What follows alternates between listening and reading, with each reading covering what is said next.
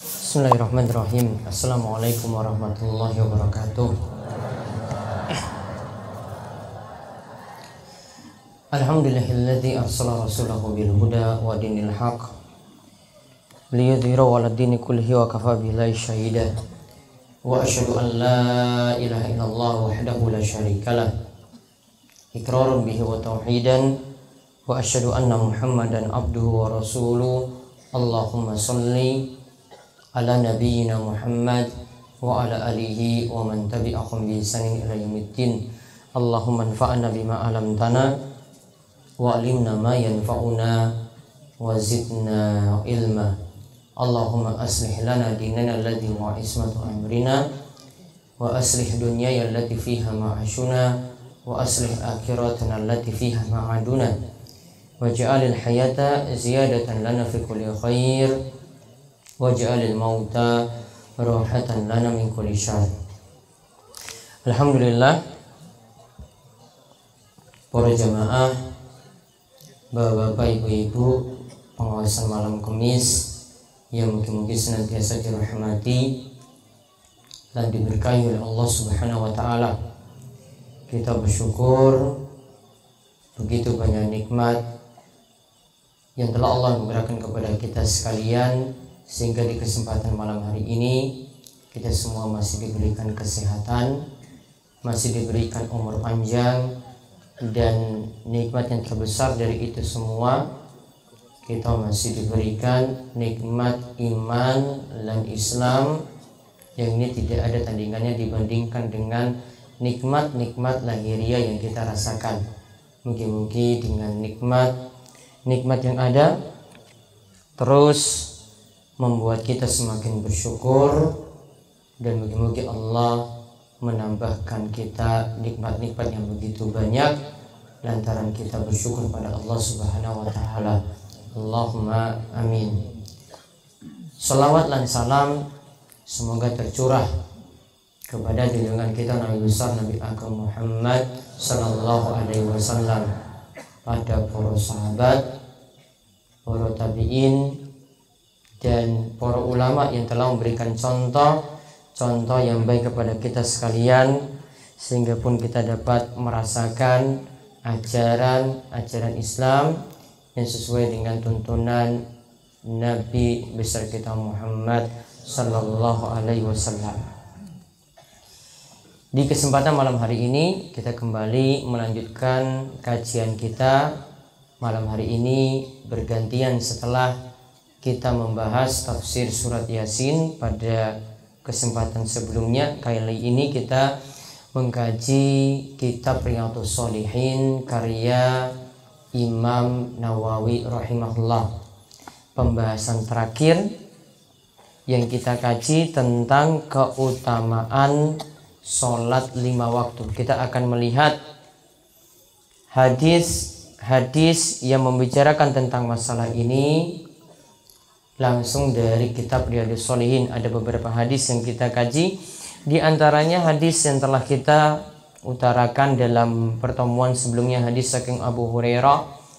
Nabi SAW itu mengatakan, bagaimana pendapatmu jika ada sungai di depan pintu rumah kalian, di sungai tersebut bisa mandi sampai 5 kali. Di sungai tersebut bisa mandi sampai 5 kali. Kata Nabi SAW, hal yabqa min daronihi syai'un, mungkinkah ada kotoran yang tersisa? Mungkinkah ada kotoran yang tersisa ketika kita mandi sampai 5 kali seperti itu?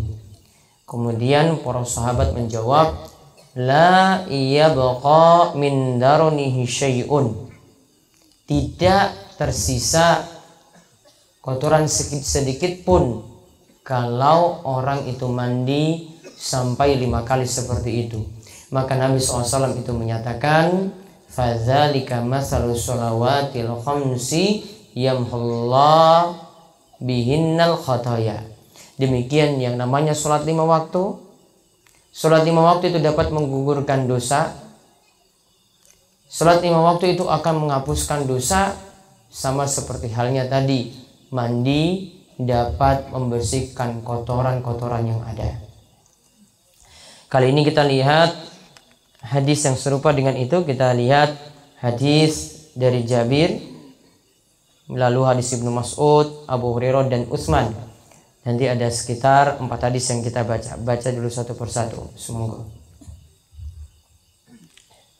وعن جابر رضي الله عنه قال قال رسول الله صلى الله عليه وسلم مثل الصلوات الخمس كمثل نهر جار غمر على باب أحدكم يغتسل منه كل يوم 5 مرات رواه مسلم.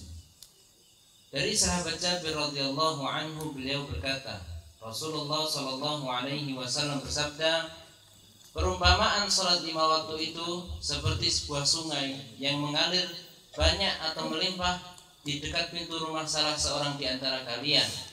Ia mandi dari air sungai itu setiap hari 5 kali. Hadis riwayat Muslim. Kita lihat hadis saking Jabir radhiyallahu anhu.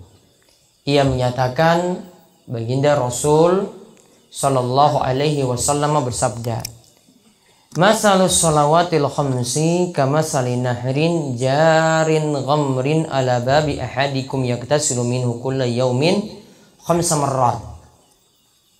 Permisalan salat 5 waktu.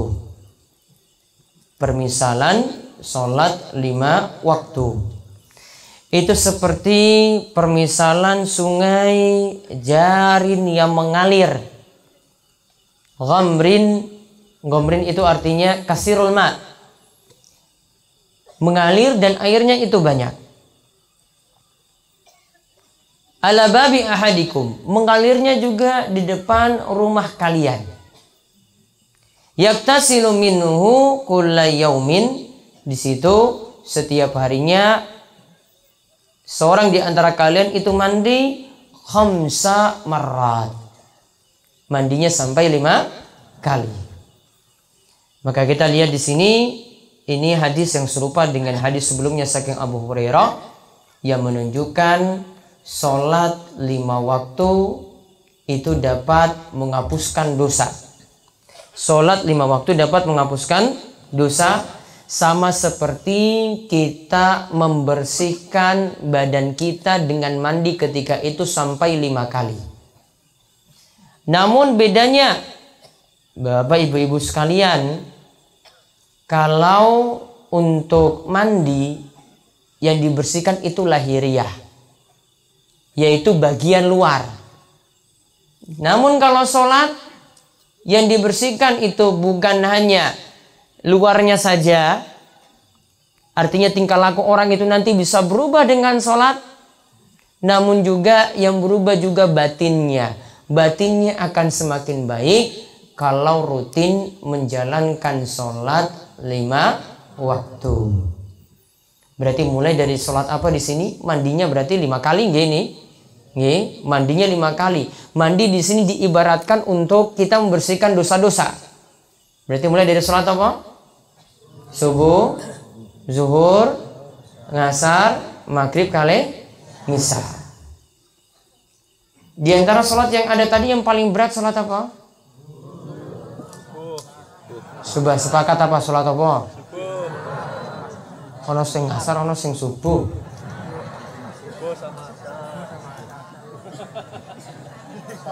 Berarti subuh karo ngasar. Antara subuh kalih ngasar sing paling berat? Hah? Subuh nggih. Subuh sing paling berat. Ya memang berat. Apalagi ini Nabi Shallallahu Alaihi Wasallam menyatakan berat bagi tiang-tiang munafik. Nabi SAW ini nyatakan berat bagi tiang-tiang munafik. Kata Rasul SAW, Inna asqalas salah alal munafikin. Sesungguhnya sholat yang paling berat bagi orang munafik. Kata Nabi SAW, ada kalih sholat, 2 sholat. Yang pertama sholatul fajri wa sholatul isya'i. Yang pertama kata Nabi SAW sholat fajar, sholat subuh. Kemudian yang kedua sholat isya. Sholat subuh itu dinilai paling berat bagi orang munafik. Yang kedua adalah sholat isya. Nabi SAW itu punya kebiasaan setelah sholat 5 waktu. Rata-rata setiap sholat beliau punya kebiasaan seperti ini. Nabi SAW setiap kali sholat, bersolat, beliau itu mengucapkan Astaghfirullah, Astaghfirullah, Astaghfirullah, Allahumma antas salam wa minkas salam, tabarakta ya dzal jalali wal ikram. Tadi lafaz astaghfirullah kata Ibnu Uyainah disebutkan dalam kitab Sahih Bukhari. Yang dimaksudkan dengan lafaz astaghfirullah, Ibnu Uyainah itu contohkan cuma sampai astaghfirullah saja. Tidak sampai astaghfirullah hal azim.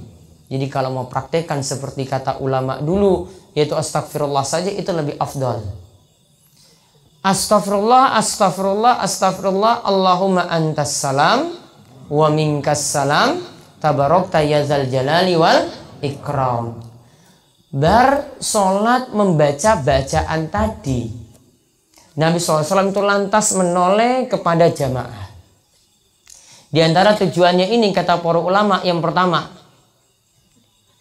maksud Rasul di sini tujuannya untuk menandakan bagi yang punya kesibukan silakan monggo bisa meninggalkan tempat sholat. Kalau Rasul belum balik-balik, ya ini tidak ada tanda seperti itu. Namun kalau di sini Rasul itu balik menandakan ya monggo silakan, ada yang punya kesibukan, ada yang pengen ngurus sesuatu lagi di rumah, monggo silakan. Kalau ini dekat pasar, ada yang lagi punya urusan di pasar, monggo silakan untuk meninggalkan tempat sholat tadi. Jadi aturannya ya imam itu disunahkan untuk balik kepada jamaah seperti itu. Kemudian jamaah tunggu imam untuk balik dulu, baru nanti dia boleh meninggalkan tempat sholat. Santunnya seperti itu pada imam. Jadi bukan bar salam langsung sudah bubar selesai.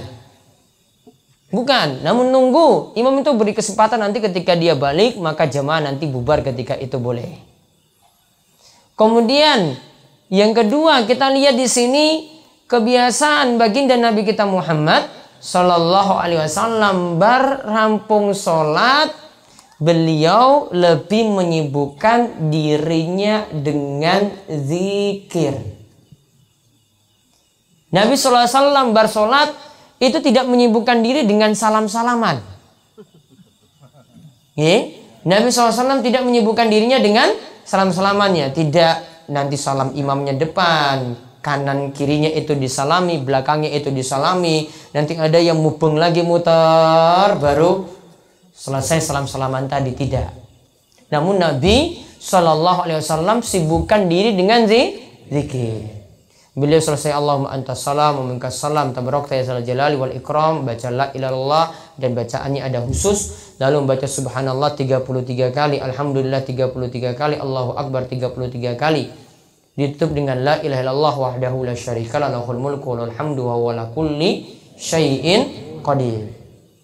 Lalu beliau baca ayat kursi, al-ikhlas, al-falaq, kalih an-nas. Dan tidak ada dalam riwayat-riwayat yang menyebutkan Nabi SAW bersolat itu membaca Al-Fatihah. Ya, tidak ada dalam riwayat yang menyebutkan Nabi SAW itu membaca Al-Fatihah. Coba perhatikan di sini. Setelah sholat tadi, disibukkan diri dengan zikir. Dan yang Nabi SAW melakukan, beliau diantara tujuannya lagi balik kepada para jamaah untuk memperhatikan siapakah yang absen saat sholat 5 waktu. Makanya Nabi SAW balik. Gak dicatat, Nabi gak perlu nyatat. Cuma bisa dihitung, ini siapa yang gak hadir hari ini. Ya, ini di depan biasanya ini diisi oleh orang-orang ini, kok tumben pas saat ini itu tidak hadir. Oh, barangkali punya kesibukan. Oh, barangkali itu sakit sehingga nanti ditile. wah ini barangkali ini ada masalah di rumah. Atau barangkali pilihan yang terakhir, wah ini jangan-jangan nggak hadir, ini wong munafik. Ya, ini jangan-jangan nggak hadir karena ini orang munafik. Karena ingat, tadi saya katakan sholat yang paling berat bagi tiang munafik adalah sholat subuh kali sholat isya. Sholat subuh sekarang rampungnya jam berapa? Hah? Waktu habisnya yaitu terbitnya matahari jam pinten? Terbit matahari 6 kurang. Saya kira setengah 6 loh. Coba lihat nanti di jadwal sholat tuh 5.30 apa 5.25 gitu. Ya sehingga nanti waktu sholat duha itu tinggal ditambah 15 menit dari matahari itu terbit. Jadi sekitar 6 kurang 1/4, 5:45 itu sudah boleh melaksanakan sholat duha. Jadi kalau melaksanakan sholat subuhnya ini mohon maaf, ada yang punya kebiasaan jam 5:30.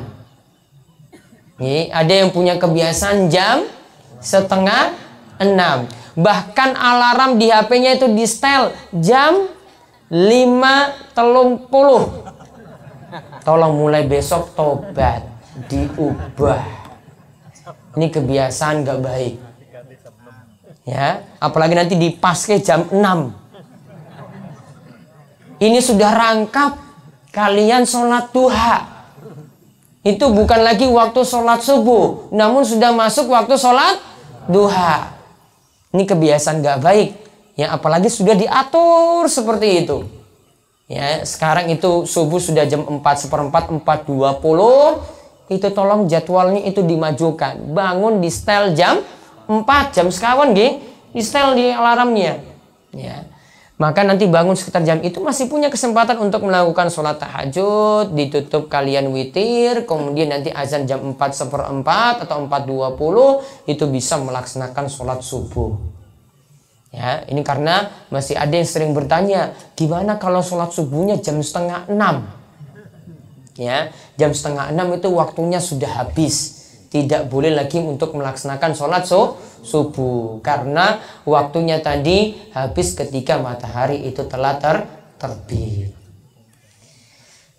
Nah, kemudian kita sekarang lihat lagi hadis yang selanjutnya. Ini tentang orang yang melakukan sholat. Nanti kita akan simpulkan terakhir keutamaan sholat seperti apa. Kita bacakan dulu hadis-hadisnya. Orang yang mengerjakan sholat ini bisa mencegah dia dari perbuatan keji dan mungkar, juga bisa menghapuskan dosa-dosanya. Coba dibacakan hadis saking Ibnu Mas'ud. Wa 'an Ibnu Mas'ud radhiyallahu anhu anna rajulan asaba min imra'atin qublatan فأتى النبي صلى الله عليه وسلم فأخبره فأنزل الله تعالى أقم الصلاة طرفي النهار وزلفا من الليل إن الحسنات يذهبن السيئات فقال الرجل ألي هذا قال لجميع أمتي كلهم متفق عليه. Dari Ibnu Mas'ud radhiyallahu anhu bahwa ada seorang lelaki mencium seorang perempuan. Lalu ia datang kepada Nabi Shallallahu Alaihi Wasallam. Kemudian memberitahukan kepada beliau apa yang telah terjadi. Maka Allah Azza wa Jalla menurunkan ayat, dan dirikanlah salat itu pada kedua tepi siang, pagi dan petang, dan pada permulaan malam. Sesungguhnya perbuatan-perbuatan yang baik itu menghapus dosa perbuatan-perbuatan yang buruk. Lelaki itu pun berkata, apakah ini khusus untuk saya? Rasulullah Shallallahu Alaihi Wasallam berkata, untuk semua umatku. Muttafaqun alaihi. Terus ada keterangan? Sudah. Baik. Dari Ibnu Mas'ud radhiyallahu anhu. Coba perhatikan hadisnya ini. Ada seorang punya kasus seperti ini. Anna rajulan asaba min imra'atin qublatan fa'atan nabiyya sallallahu alaihi wasallam. Ada seorang laki-laki itu mencium seorang wanita. Ini kira-kira wanita yang halal ini istrinya atau bukan? Hah? Ini istrinya atau bukan ini? Kenapa kok bisa nebak ini bukan istri? Hah? Coba perhatikan hadisnya nggih. Nabi SAW tadi, ya ini diceritakan, laki-laki ini mendatangi Rasul Shallallahu Alaihi Wasallam dan dia punya kasus mencium seorang wanita, terus lapor pada Nabi. Kalau ini istrinya, ngapain lapor-lapor pada Nabi? Ini urusan rumah tangga, ya. Ini urusan dalam rumah, nggak perlu Nabi SAW itu dilaporkan. Wahai Rasulullah, tadi saya cium istri saya itu di rumah. Ada kayak gitu ngomong gitu. Atau datang ke saya terus ngomong gitu, wah tadi itu saya cium istri saya di rumah loh Ustadz gitu. Ada yang ngomong kayak gitu? Ya, malu banget itu loh. Ini dia lakukan kesalahan. Berarti ini kita sepakati ini bukan istri. Ya, gampangannya kita bilang alias ini perbuatan selingkuh, maksiat. Dia menyesal. Ya, ini selingkuh, maksiat, dia menyesal ketika itu. Ya, dia sudah perbuat seperti ini, dia menyesal. Maka dia lapor pada Nabi SAW, ceritakan yang dia itu perbuat. Kemudian turunlah firman Allah Subhanahu wa Ta'ala. Padahal tadi ini tentang masalah mencium seorang wanita yang tidak halal alias selingkuh. Kemudian turunlah ayat seperti ini. Fa'akimis wa akimis salata tarafan nahari wa zulafan minal lail. Innal hasanati yudhibna sayyi'at. Kerjakanlah sholat, yaitu di antara di ujung siang, wa zulafan minal lail, dan di waktu malam itu tiba. Innal hasanati yuzhibna sayyi'at, sesungguhnya yang namanya kebaikan, yaitu sholat tadi, itu bisa menghapuskan kesalahan-kesalahan. Yang namanya sholat itu bisa menghapuskan kesalahan-kesalahan. Ini surat Hud ayat 114. Kemudian laki-laki ini bertanya kepada Rasul Shallallahu Alaihi Wasallam, wahai Rasulullah, alihada, apakah ayat tadi yang menyatakan sholat itu bisa menghapuskan kesalahan, apakah spesial untukku saja? Karena ayatnya tadi itu turun kepada sahabat ini, dibicarakan di hadapan sahabat ini. Maka sahabat ini bertanya, wahai Rasul, apakah ayat itu maksudnya untukku saja, bukan untuk yang lain? Saking pedenya loh. Ini dia anggap ini ayat spesial untuk dia. Maka kemudian Rasul katakan tidak. Ayat tersebut li jami'i ummati kullihim. Ayat tersebut untuk semua umatku tanpa terkecuali, artinya bukan untukmu saja, namun berlaku untuk semua dari umat Nabi Muhammad yang melakukan dosa. Jika mengerjakan sholat, sholatnya tadi bisa menghapuskan dosa-dosanya yang ada. Hadis ini muttafaqun alaih, diriwayatkan oleh Imam Bukhari dan Muslim. Kesimpulan yang pertama kita simpulkan dari hadis ini, suatu perbuatan yang tabu cuma sekedar mencium wanita yang tidak halal. Ini tidak disebutkan perbuatan zina. Ya, ini perbuatan yang sangat-sangat tabu sekali, mencium perempuan yang tidak halal. Ini sudah sangat-sangat menyesal di masa Nabi Shallallahu Alaihi Wasallam. Padahal ini tidak sampai selingkuh, tidak sampai berzina loh ini. Tidak disebutkan secara tegas dalam hadis ini. Maka mencium seorang wanita yang tidak halal, ini suatu perbuatan dosa. Kita sepakati ini adalah suatu perbuatan dosa. Kemudian hadis ini juga dapat kita simpulkan, hubungan antara laki-laki dan perempuan itu punya batasan. Ini terjadi karena ada pelanggaran yang dilakukan ketika interaksi. Ketika hubungan antara laki-laki dan perempuan itu terlalu dekat. Ketika hubungan antara laki-laki dan perempuan yang tidak halal itu terlalu dekat. Makanya dalam syariat-syariat kita itu benar-benar dijaga sekali antara pergaulan laki-laki dan perempuan. Saya contohkan yang pertama. Saat kita melaksanakan sholat berjamaah, ibu-ibu boleh melakukan sholat berjamaah atau tidak di masjid? Boleh nggih? Boleh.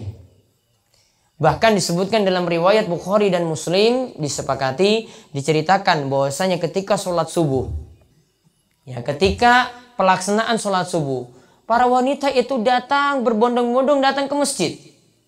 Kemudian disebutkan dalam riwayat tersebut, dan mereka ketika Nabi SAW sudah selesai salam, mereka kemudian segera keluar dari masjid.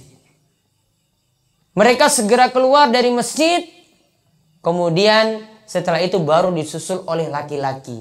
Perempuan keluar lebih dahulu, baru kemudian disusul oleh laki-laki, disusul oleh bapak-bapak ketika itu. Kenapa di sini nggak keluarnya bareng-bareng? Kenapa tidak keluar bareng-bareng? Bapak-bapak keluar, ibu-ibu juga keluar bareng-bareng. Kenapa? Kenapa nggak keluar bareng-bareng aja? Biar tidak bersinggungan. Biar tidak bersenggolan. Biar tidak terlalu dekat antara laki-laki dan perempuan. Maka Aisyah ketika menyebutkan hadis ini, dia mengatakan biar tidak terjadi campur baur antara laki-laki dan perempuan. Maka coba lihat, dijaga benar-benar pergaulan antara laki-laki dan perempuan. Bukan seperti kebiasaan kita di zaman ini, mulai dari yang muda sampai yang tua sampai yang sepuh, senggol-senggolan. Apalagi yang nom-nom itu senang banget. Ya, kesempatan, mumpung kesempatan, wah ini kibat sholat gitu. Karena kesempatan yang lain nggak dapat lagi. Contoh lagi yang kedua, coba perhatikan ketika kita melaksanakan sholat berjamaah. Shaf bapak-bapak yang paling utama itu adalah shaf yang paling depan. Kata Nabi SAW, khairus sufufur rijal awwaluha. Shaf yang paling terbaik untuk bapak-bapak, untuk laki-laki adalah yang paling depan. Wa khairus sufufin nisa akhiruha. Shaf yang paling baik untuk ibu-ibu adalah yang paling belakang.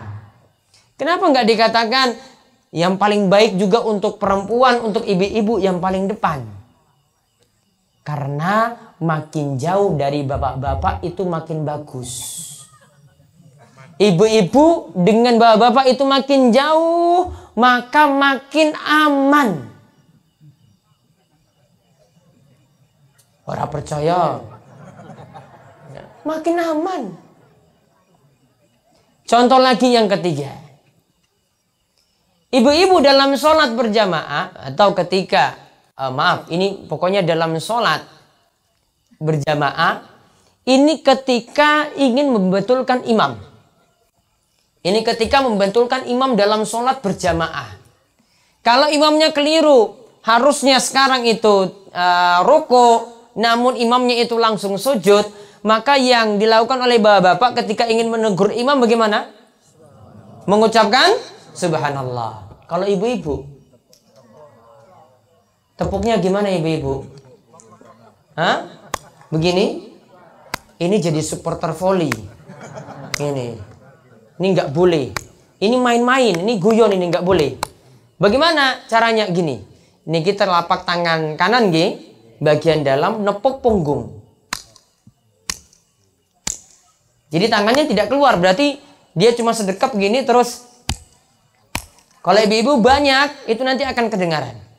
Karena bapak-bapak sudah mengucapkan juga subhanallah ketika itu. Jadi cukup gini. Cukup sekali sudah cukup. Jadi bukan begini, bukan begini. Ya, ini bukan tepuk tangan, namun tepuk punggung telapak tangan. Apa hikmahnya? Kenapa perempuan kok tidak mengucapkan subhanallah? Karena kalau subhanallah itu keluar, ya, nanti bapak di depan tuh punya perasaan, wah ini ketok iki ayu iki semungguri. Padahal itu tiang sepuh loh. Wis duwe putu. Namun di batinnya itu sudah nggak konsen nih. Waduh ini ayo apa ora iki pas ning buriku iki lho.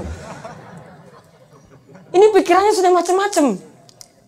Sehingga untuk laki-laki yang mengucapkan subhanallah, perempuan tidak mengucapkan subhanallah namun dengan tepuk punggung telapak tangan. Hikmahnya seperti itu. Islam benar-benar menjaga hubungan yang sebenarnya tujuan utamanya tidak terjadi perselingkuhan. Ya, tujuan utamanya biar tidak terjadi perselingkuhan. Apalagi di zaman ini dengan canggihnya teknologi. Nih, cuma dengan sekedar punya HP, bisa SMS-an, iso janjian. Lebih lagi dari itu punya media sosial, punya Facebook. Wah, yang satu nanti buat status, disukai nanti sama ibu-ibu. Akhirnya disapa lagi lewat inbox. Ini simba-simba nggak usah tahu. Ini sing nom-nom iki bapak asing ini sing paham-paham ini. Ya. Ya, wis ora sah ini nih, paham wis. Pokoknya urus sawahnya sajalah, nggak usah ngurus internet. Ya. Kemudian nanti berkembang lagi, ada WhatsApp-nya macam-macam. Akhirnya pergaulan itu akhirnya jadi rusak cuma gara-gara teknologi. Ini karena orang tidak cerdas untuk menggunakan teknologi. Kalau teknologi itu, HP itu digunakan dengan baik, internet itu digunakan dengan baik, Masya Allah bisa mendapatkan manfaat yang banyak sekali. Banyak orang yang dapat hidayah itu dari internet, cuma sekedar baca, cuma sekedar lihat video, cuma sekedar mendengar audio-audio ceramah-ceramah singkat, akhirnya mendapatkan hidayah. Ini pemanfaatannya benar. Maka alat-alat canggih seperti ini jadi penuh berkah. Namun betapa banyak juga yang memanfaatkannya di jalan yang keliru. Istrinya yang dekat jadi jauh. Ya, karena dolanan HP terus. Yang dia hubungi orang jauh sana, ini wong Panggang, hubungi wong Wonosari. Jauh, istrinya yang ada di samping tempat tidurnya bareng-bareng. Wah, ini nggak dianggap. Kau ngobrol apa? Aku sebentar lagi chatting gitu. Padahal ini orang jauh loh. Ini orang Papua, dia hubungi dianggap dekat sekali. Yang satu tempat, satu kamar, nggak pernah dianggap. Ya, makanya kalau nggak paham atau nggak ngerti untuk menggunakan alat-alat seperti ini, mendingan nggak usah. Mendingan HP-nya itu pakai HP yang lawas-lawas, yang ganjel lawang gitu. Masya Allah itu lebih selamat. Ya. Itu simba-simba itu bersyukur sekali punya kayak gitu. Pergaulannya nggak akan rusak. Ya, nggak seperti anak-anak kita atau yang muda-muda atau yang sudah paham ini. Kadang kalau salah menggunakan sudah jadi rusak seperti itu. Kemudian setelah menyebutkan tentang kesalahan tadi, ditutup dengan atau Allah atau Nabi SAW menyebutkan ayat ini tadi, membicarakan tentang sholat. Lalu disebutkan innal hasanati yuzhibna sayyi'at. Apa yang dimaksudkan dengan hasanat di sini? Karena pembicaraannya tentang sholat, berarti yang dimaksudkan dengan kebaikan di sini adalah sholat. Berarti kesimpulannya sholat itu dapat menghapuskan dosa. Dari surat Hud ayat 114 ini kita dapat simpulkan sholat dapat menghapuskan dosa. Namun yang para ulama perselisihkan di sini, apa yang dimaksudkan dengan sholat itu dapat menghapuskan dosa? Ada ulama yang mengatakan, ini kebanyakan ulama jumhur. Ini mengatakan yang dihapus cuma dosa-dosa kecil. Namun ulama lain seperti Syekhul Islam Ibnu Taimiyah dan ulama yang mengikuti pendapat beliau menyatakan pokoknya kita berlakukan mutlak. Dosa kecil bisa terhapus, ada kemungkinan juga dosa besar bisa terhapus. Dosa kecil bisa terhapus, dosa besar juga bisa terhapus. Jadi intinya perbanyak sholat. Sholat wajib sudah dibatasi 17 rakaat dalam sehari. Berarti perbanyak lagi dengan sholat sunnah. Intinya saking sholat itu bisa menghapuskan kesalahan. Dari sholat itu bisa menghapuskan dosa. Sama seperti gambaran yang kita lihat penjelasan atau pemaparan dari Nabi SAW tadi. Kemudian kesimpulan yang lainnya lagi dari hadis ini menunjukkan Asalnya syariat apapun dari Nabi Sallallahu Alaihi Wasallam itu untuk seluruh umat Nabi Muhammad. Maka sholat tahajud Nabi itu lakukan, umat Nabi Muhammad juga dibolehkan untuk melakukannya. Disunahkan, dianjurkan untuk melakukannya. Puasa yang kita lakukan kemarin, puasa hari Arafah. Nabi Sallallahu Alaihi Wasallam itu melakukannya, umatnya juga melakukannya. Jadi berlaku bagi Nabi, berlaku juga bagi umatnya. Asalnya seperti itu. Kecuali beberapa syariat yang jadi kekhususan Nabi Sallallahu Alaihi Wasallam. Contoh, Nabi Sallallahu Alaihi Wasallam termasuk juga keturunan Nabi tidak boleh menerima sodakoh. Hadiah boleh, namun kalau dikasih sodakoh, ya ini keturunan Nabi sendiri dan keturunannya, beliau tidak diperkenankan untuk menerimanya. Keturunannya juga tidak boleh. Berarti ini syariat yang jadi khusus untuk Nabi. Contoh lagi, Nabi Shallallahu Alaihi Wasallam itu diwajibkan sholat tahajud. Namun bagi kita umat Nabi Muhammad, derajat wajibnya turun jadi sunnah, tidak sampai wajib. Contoh lagi, Nabi Shallallahu Alaihi Wasallam memiliki istri. Ada berapa istri Nabi Shallallahu Alaihi Wasallam? Ada berapa istri Nabi Shallallahu Alaihi Wasallam? Berapa? 9. Istri Nabi Shallallahu Alaihi Wasallam ada 9. Maka syariat ini cuma berlaku untuk Nabi Shallallahu Alaihi Wasallam, tidak berlaku untuk umatnya. Nabi Shallallahu Alaihi Wasallam pernah mendapati ada seorang sahabat yang masuk Islam. Istrinya ada 10. Istrinya ada 10. Ketika lihat istrinya 10 tadi, Nabi SAW katakan, kamu tinggalkan 4, pegat semuanya yang sisanya. Ya, kamu cuma sisakan 4, ya 4 saja yang boleh, sisanya kamu harus ceraikan. Karena cuma boleh hanya 4. Maka maksimalnya, ya seorang laki-laki cuma punya istri 4 saja, ketika mampu untuk berbuat adil. Adil dalam hal apa? Adil dalam perkara lahiriah, yaitu diperhatikan dalam masalah nafkah, diperhatikan juga dalam masalah pembagian malam. Bukan sekedar ingin poligami, bukan sekedar ingin nambah istri, namun tidak bisa berbuat adil, apalagi kere. Ya, ini jelas nggak boleh. Nanti istri pertama nanti cuma makan separuh, istri kedua makan separuh, anak-anaknya dikasih makan apa? Jadi bukan hanya sekedar ikuti hawa nafsunya. Wah, saya pokoknya harus seperti ini, saya nggak tahan lagi dengan satu istri. Apalagi mungkin karena istrinya cerewet. Ya. Saya pernah ngajarkan juga doa agar meminta perlindungan dari istri yang cerewet, pernah ya? Ya, pernah nih? Ya. Tapi nggak usah dihafal. Nggak usah, nanti kapan-kapan baru saya ajarkan lagi. Ya. Harus berbuat adil ketika itu. Ya. Jadi bagi yang punya kemampuan lahiriahnya ada, terutama dalam masalah nafkah itu perlu diperhatikan. Ya. Jadi tidak sembarangan saja asal, wow saya mau punya istri lagi, mau poligami lagi, sedangkan dia tidak punya kemampuan dalam masalah itu. Ya, kita kembali tadi, asalnya syariat, ajaran dalam agama kita berlaku untuk semua umat Nabi Muhammad. Jadi bukan spesial untuk satu orang saja. Asalnya tadi dosa-dosanya itu diampuni karena sholat, itu bukan orang tadi saja yang bertanya, namun berlaku bagi semua umat Nabi Muhammad Sallallahu Alaihi Wasallam. Kesimpulannya dari hadis-hadis yang ada, kesimpulan pentingnya sholat itu dapat menghapuskan kesalahan. Namun di sini para ulama terangkan, keutamaan ini bisa didapat kalau kita melakukan sholat dengan benar.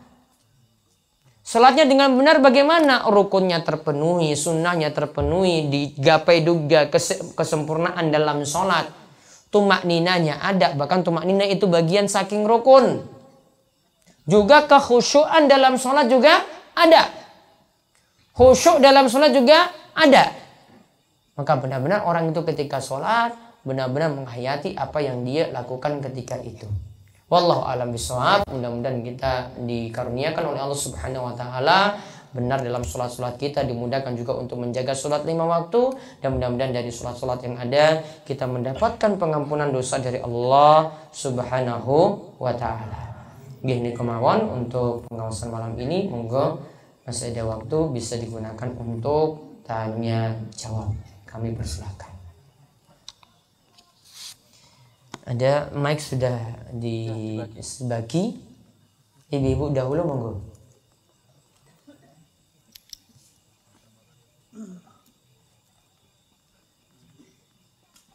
Ada ibu-ibu? Waalaikumsalam warahmatullahi wabarakatuh.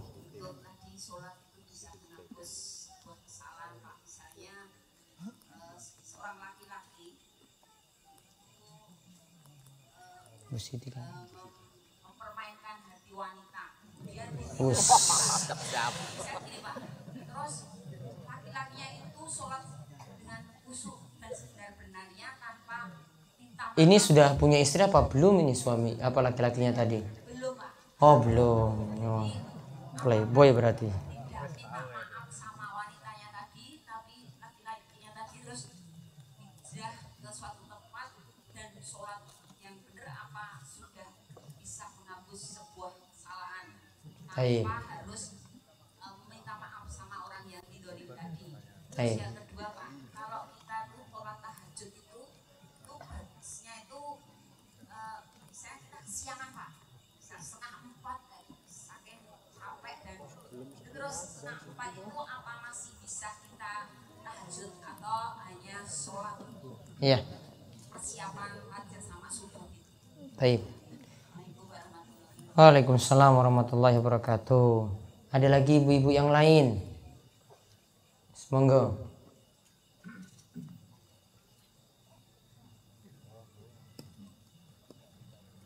Ibu yang lainnya?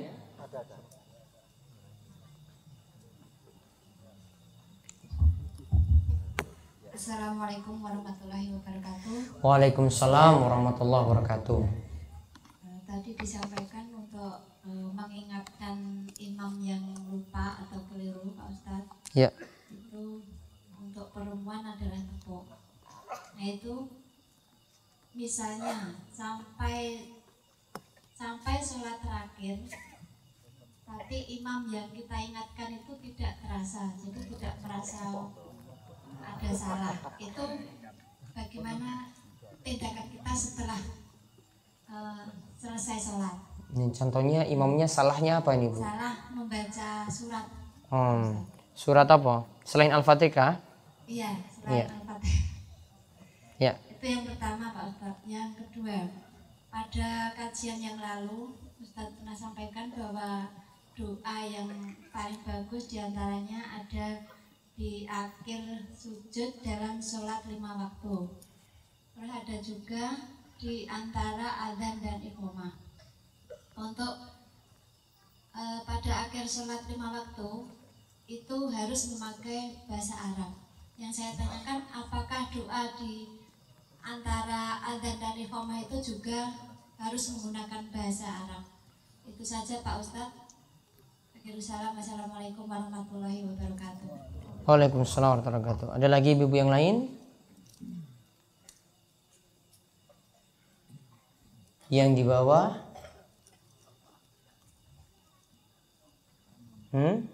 Sengkulon? Wonten ibu-ibu?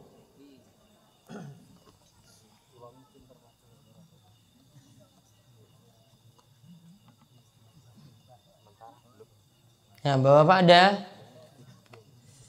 Nah, sebentar, di bawah dulu baru di atas. Assalamualaikum warahmatullahi wabarakatuh. Waalaikumsalam warahmatullahi wabarakatuh. Yang membedakan antara muslim dan kafir adalah salat, Ustaz. Ya. Bagaimanakah kita mendoakan pada orang tua kita yang sudah meninggal? Yang jelas pada waktu itu belum sholat. Saya pernah membaca juga bahwasanya Nabi itu pernah berziarah ke kubur itu hanya boleh menziarahi, tidak boleh mendoakan. Yang pertama.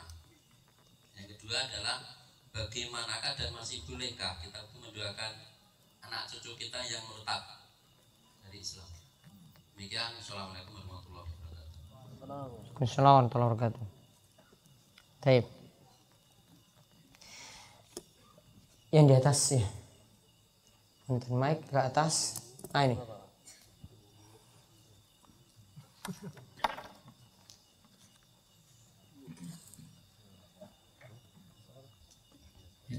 Terima kasih Ustaz waktunya.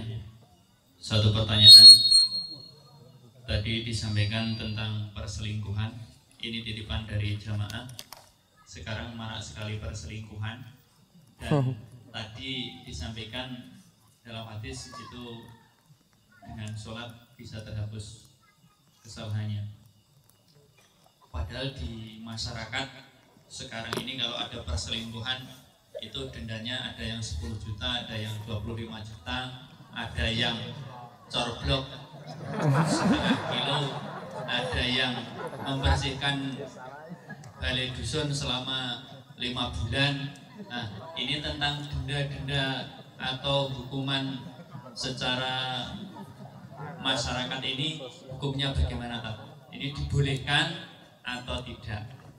Itu saja, terima kasih. Assalamualaikum warahmatullahi wabarakatuh. Ada lagi Bapak, masih ada? Pon? Baik. Sekarang yang pertama. Salat tadi dikatakan menghapuskan kesalahan.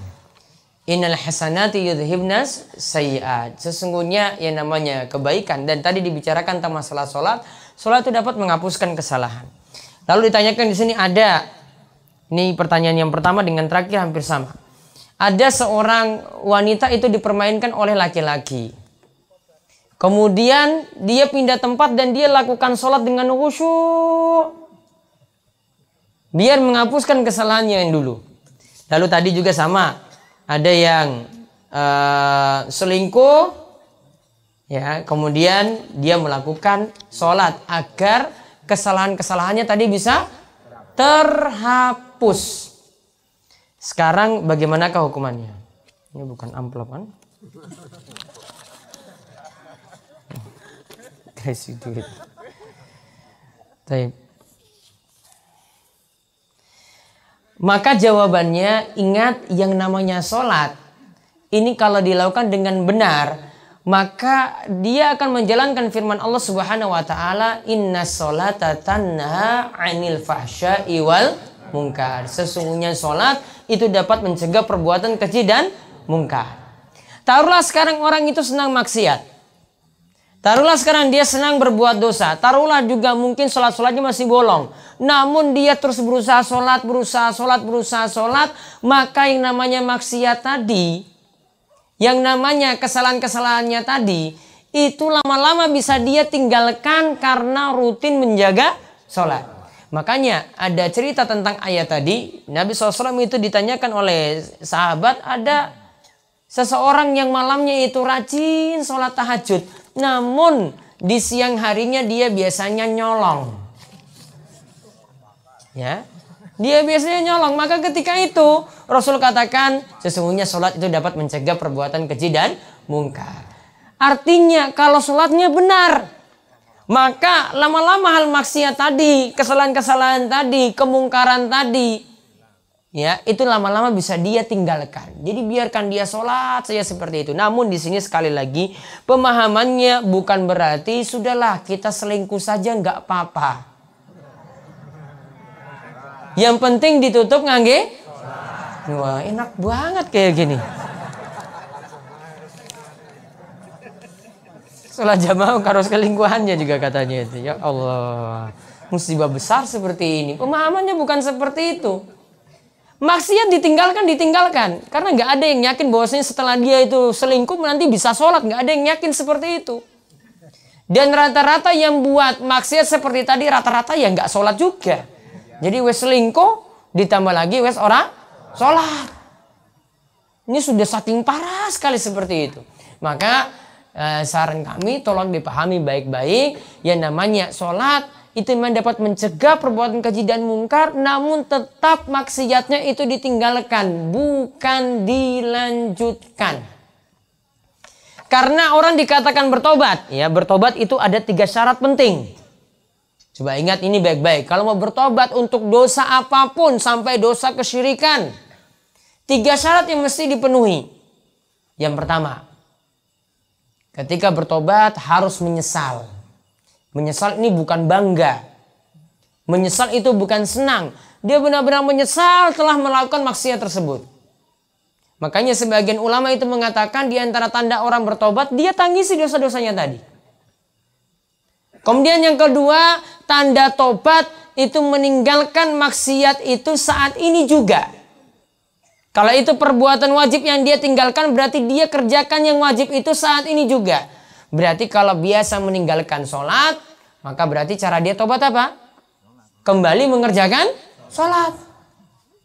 Kemudian yang ketiga, bertekad tidak mau mengulangi dosa itu lagi di masa akan datang. Di masa berikutnya dia berusaha tidak mengulangi dosa tersebut lagi. Jadi tidak terulang kedua kalinya. Atau ibaratnya seorang muslim itu tidak jatuh di lubang yang sama 2 kali. Ini mesti ngerti jalannya rusak. Tadi jam 4 sore sudah jatuh, kok jam 6 jatuh lagi, itu nggak mungkin pada seorang muslim. Ya, seorang muslim tidak mungkin seperti itu. Maka kalau dia sudah berbuat maksiat, dia bertekad tidak mau mengulangi dosa tersebut lagi di masa akan datang. Maka 3 syarat ini dipenuhi. Jadi selingkuhannya tadi tidak dilanjutkan lagi, selesai. Ya, maka tidak dilanjutkan lagi. Cara dia tobat bagaimana? Ya, dia kembali sholat dan dia tinggalkan maksiat-maksiat atau dosa-dosa yang telah dia perbuat tadi. Kemudian kalau sholat tahajud jam 3:30 itu masih boleh sholat tahajud, Bu. Ya, jadi masih boleh sholat tahajud, batasannya itu sampai azan subuh. Adapun tadi sempat disebut ada sholat fajar. Sholat sunnah fajar yang dimaksud itu sholat sunnah qobliyah subuh. Sholat sunnah fajar yang dimaksud itu adalah sholat sunnah qobliyah subuh. Dan waktu pengerjaannya ketika azan subuh itu sudah berkumandang, baru kita melaksanakan sholat sunnah fajar. Bukan sebelumnya. Jadi kadang salah dipahami sholat sunnah fajar sendiri, sholat qobliyah subuh itu sendiri. Padahal Nabi SAW tidak membedakan 2 sholat tersebut. Ini cuma satu istilah saja untuk sholat sunnah fajar, qobliyah subuh itu sama. Kalau imam ingin dibetulkan tadi, imamnya ngeyel, sudah diingatkan bacaannya seperti ini, namun dia tetap lanjutkan sholatnya. Kalau yang dimaksudkan mengingatkan bacaan surat. Kalau selain dari surat Al-Fatihah, itu mengingatkannya karena hukum membaca surat selain Al-Fatihah itu hukumnya sunnah. Maka kalau bacaannya keliru, sholatnya tidak sampai batal. Ya, bacaannya keliru, misalnya dia baca surat Al-Ikhlas itu keliru, itu tidak sampai batal. Namun tetap diingatkan. Ingatkannya bagaimana? Ingatkan bukan dengan tepuk telapak tangan. Kalau ini surat itu salah baca, ingatkan juga dengan membetulkan bacaannya. Misalnya urutannya adalah alam taro kaifa fa'ala rabbuka bi ashabil fil. Lanjutannya apa? Alam yaj'al kaidahum fi tadlil. Misalnya saya lupa ayat kedua tadi, maka nanti jamaah tinggal luruskan. Alam yaj'al kaidahum fi tadlil. Bacakan ayat tersebut biar saya itu ingat bahwasanya lanjutan dari ayat ini adalah alam yaj'al kaidahum fi tadlil. Jadi bukan bilang subhanallah. Nanti imam nanti kira bacaan selanjutnya itu subhanallah. Yang diingatkan tadi ini selain bacaan, yaitu ketika gerakan. Ini gerakannya salah. Harusnya di rakaat ketiga ini sudah salam, namun kok dia berdiri lagi untuk sholat maghrib ke rakaat keempat. Baru diingatkan dengan subhanallah. Perempuan nanti dengan tepuk punggung telapak tangan.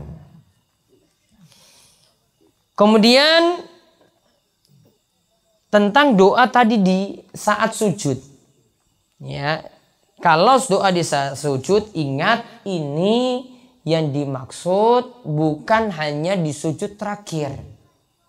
Karena Nabi SAW itu mengatakan aqrabu ma yakunul abdu min rabbih wa huwa sajidun fa aksirut du'a. tempat yang seorang hamba paling dekat dengan Allah Subhanahu wa ta'ala, yaitu ketika dia sujud.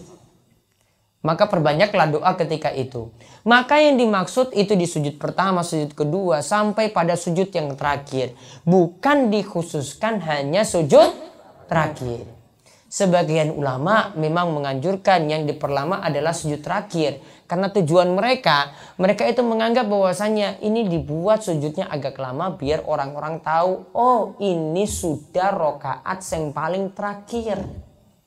Namun sebenarnya seperti ini tidak perlu. Artinya sujudnya itu dibuat yang pertama itu lebih lama, yang kedua itu dibuat lebih ringan, terus seterusnya sampai yang terakhir. Bukan yang terakhir itu yang paling lama. Apalagi kita sedang sholat berjamaah, imam itu wajib untuk diikuti. Jangan sampai sujud terakhir dijadikan bacaannya itu lama doanya, sampai dia ketinggalan dari imam. Imamnya sudah mau sebentar lagi salam, dia baru bangkit dari sujud. Itu jelas tidak boleh. Kenapa? Nabi katakan, innama ju'ilal imamu liutamma bihi fala takhtalifu alaih. Imam itu diangkat untuk diikuti.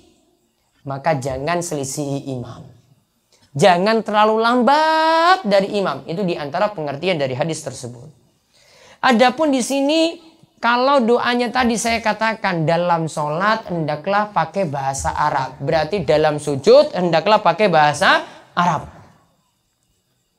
Maka untuk azan dan iqamah bagaimana? Ingat kita bahas tadi dalam sholat. Kalau antara azan dan iqamah kita ingin berdoa. Karena doa yang paling mustajab juga antara azan dan iqamah. Sebagaimana hadis yang telah lewat yang kita bahas. Maka untuk di luar sholat masih boleh pakai bahasa selain bahasa Arab. Di situ diberi kebebasan.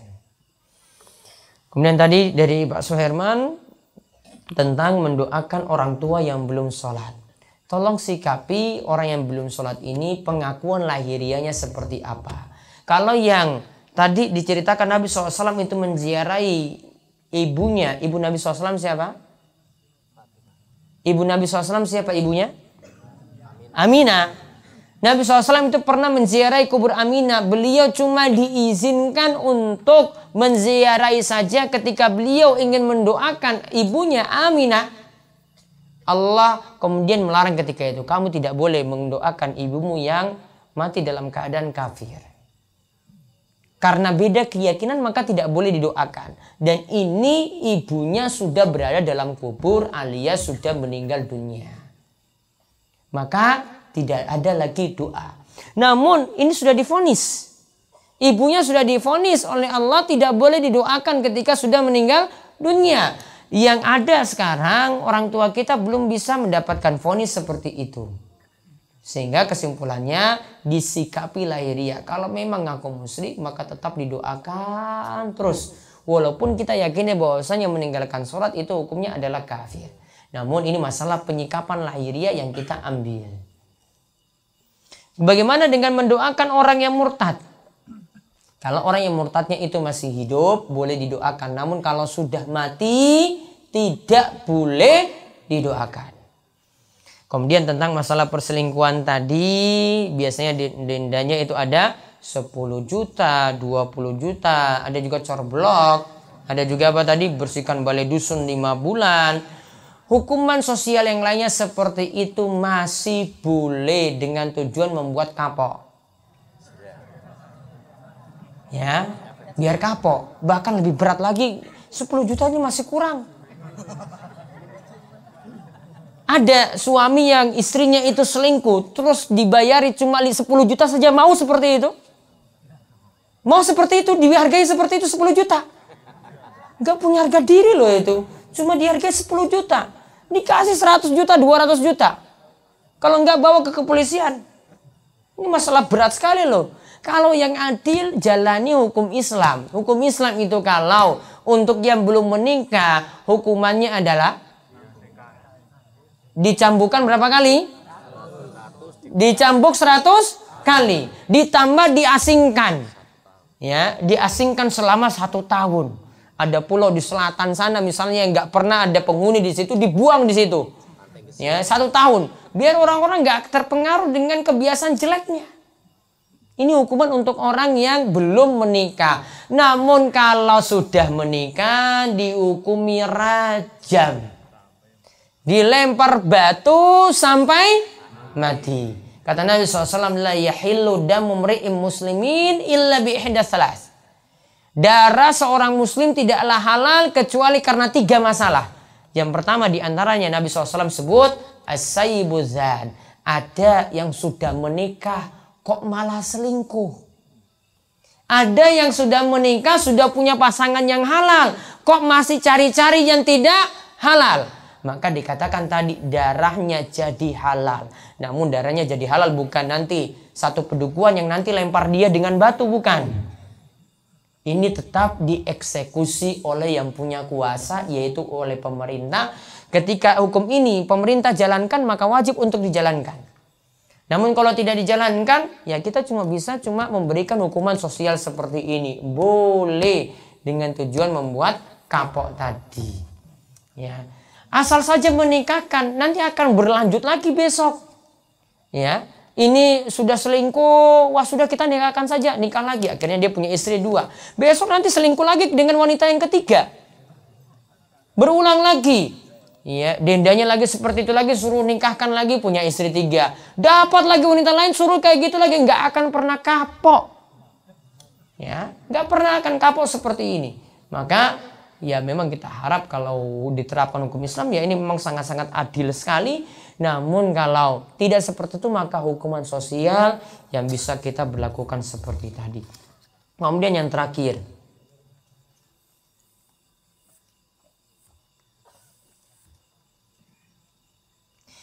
di dalam kurban daging yang sudah disembeli yang benar dibagikan kepada siapa? Dibagikan kepada 3. Yang pertama sohibul kurban bisa ambil. Yang kedua tiang miskin itu bisa dibagi. Yang ketiga bisa beri hadiah kepada teman-temannya dan orang-orang kaya.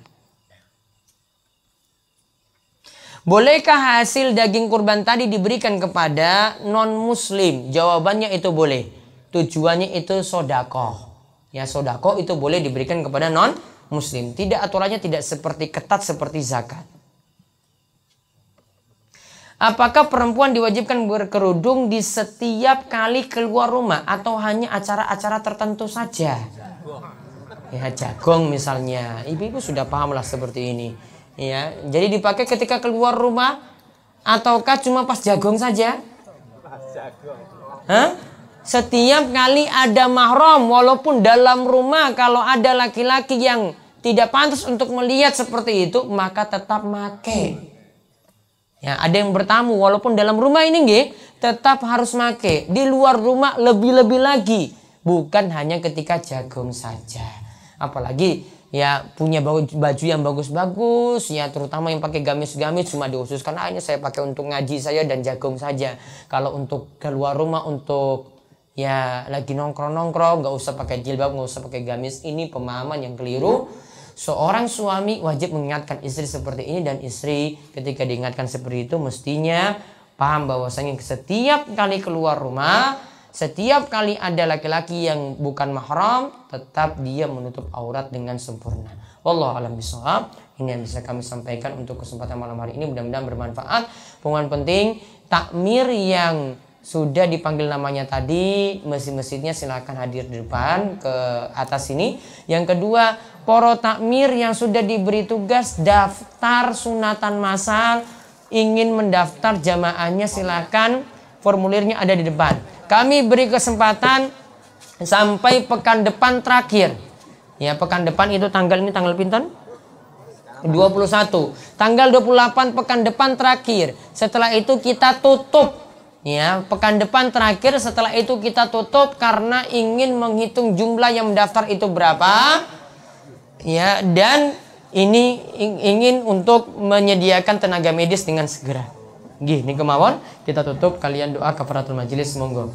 Subhanakallahumma bihamdika, asyhadu an la ilaha illa anta, astaghfiruka wa atubu ilaik. Assalamualaikum warahmatullahi wabarakatuh.